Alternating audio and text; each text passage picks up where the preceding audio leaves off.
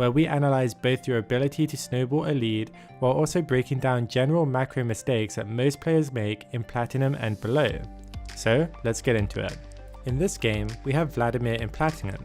He's up against a mid lane Nasus, and has a huge lead of 2400 gold, so it's safe to say that he's set up to carry this game.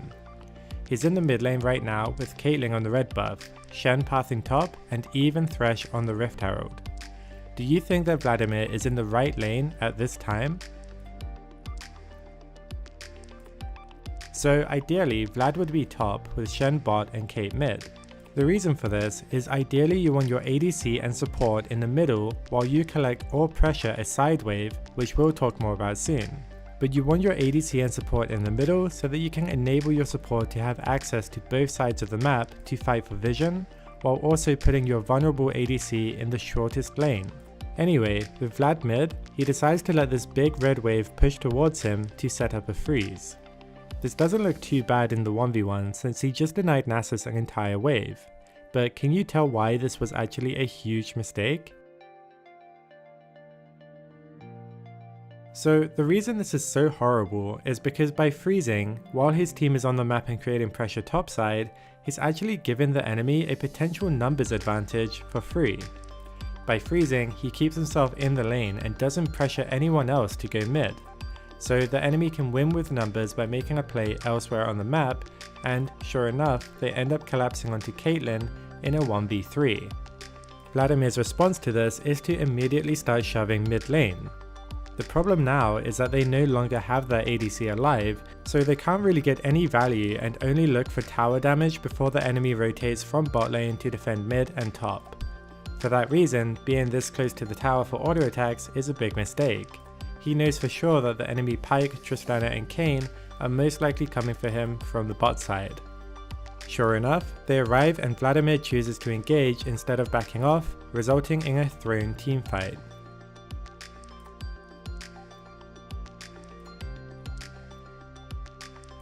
While that freeze was an obvious blunder, the main issue stemmed from the initial lane assignments. We said earlier that Vladimir should have been heading topside with Shen botside, with Caitlyn in the middle. That would have been ideal so that they can secure Rift Herald with Vlad there for a team fight and Shen ready with his ultimate or teleport. However, the second best choice would have been for Vladimir to go bot lane, which would have allowed Caitlyn to go mid lane instead. This would mean that the fed Vladimir would pressure the bot wave and be way more difficult for the enemy to shut down than a lone Caitlyn. Having said that, you may now be wondering, what if you also play an immobile carry like Orianna? Should you be going for a side wave to let your bot lane go mid? So the question that you need to ask yourself is, what is your champion capable of when it comes to side lane pressure? Your champion will either look to collect waves, or to look to collect waves and pressure.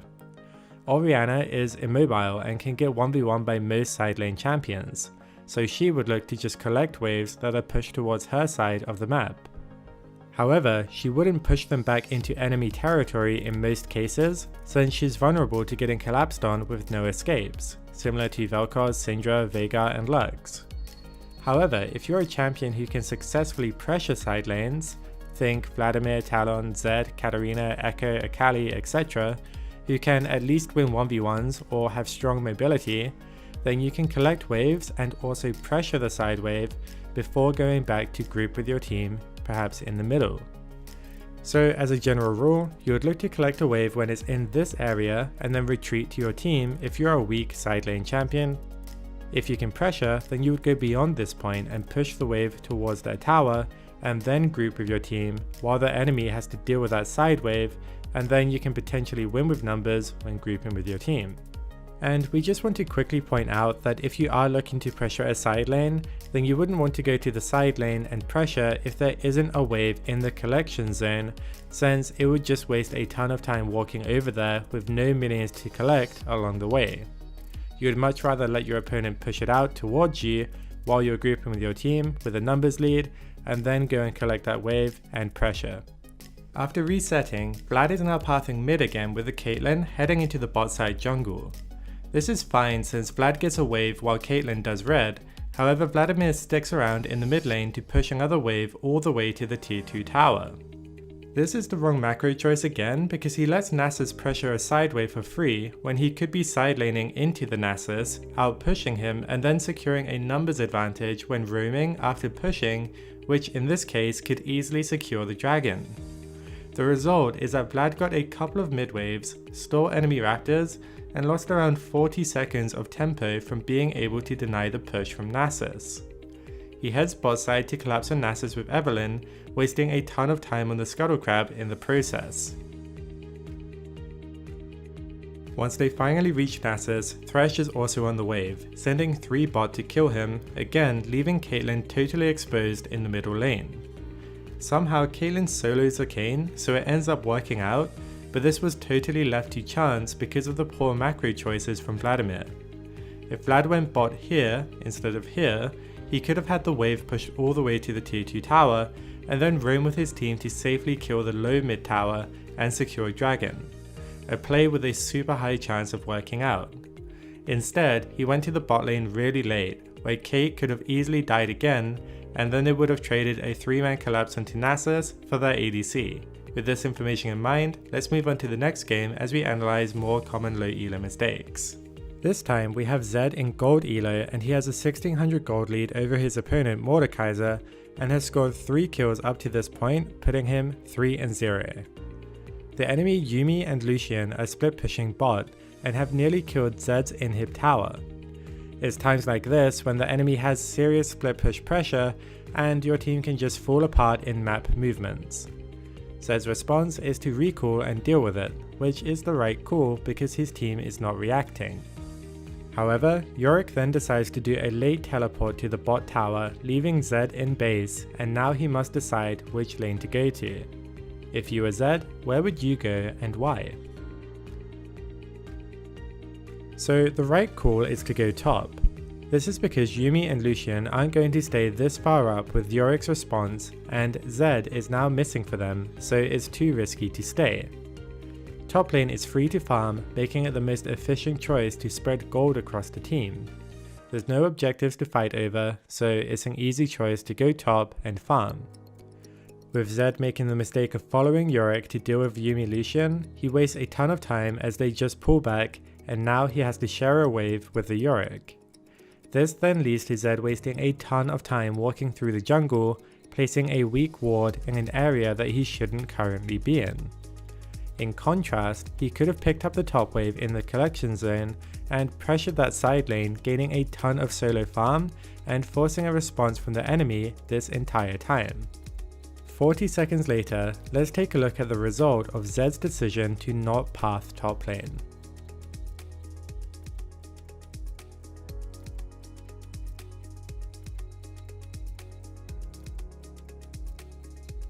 Okay, so that was pretty devastating. Zed had a lead, he tried to force something which resulted in Lucian getting a quadra kill.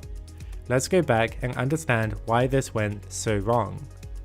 First, the approach to the teamfight doesn't play to Zed's strengths in any way whatsoever as an assassin.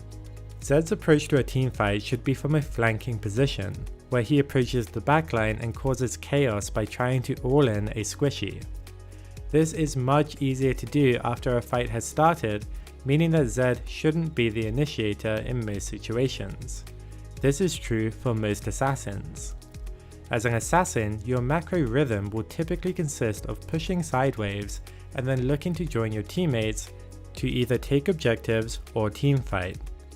The enemy team sends someone to pick up a side wave that you've pushed, then you teamfight from a flank with a numbers advantage or take objectives. That's how you want it to look. In this case, Zed didn't push a side wave and is just grouped with his team. This means the numbers are even in a 5v5 and he tries to force by engaging, overextending into the jungle and just dying. The enemy team had hugely superior positioning in this case as they funneled into the jungle one by one, but in any case, going for a straight up 5v5 is usually a coin flip. You usually only want to take these big fights with a numbers advantage or a health lead to guarantee a winning fight. It's also worth noting that if you are the third player on your team, then your teammates will usually fully trust in bad calls like this and get themselves all killed. After resetting, we see Zed go to defend mid lane from Tryndamere, which is the correct call to save the tower, as he's the first one to respawn. Let's pause it here, and can you tell us what's wrong with the current lane assignments? Okay, so I hope that we all spotted the Morgana support bot lane as probably the worst lane assignment that we've seen all week.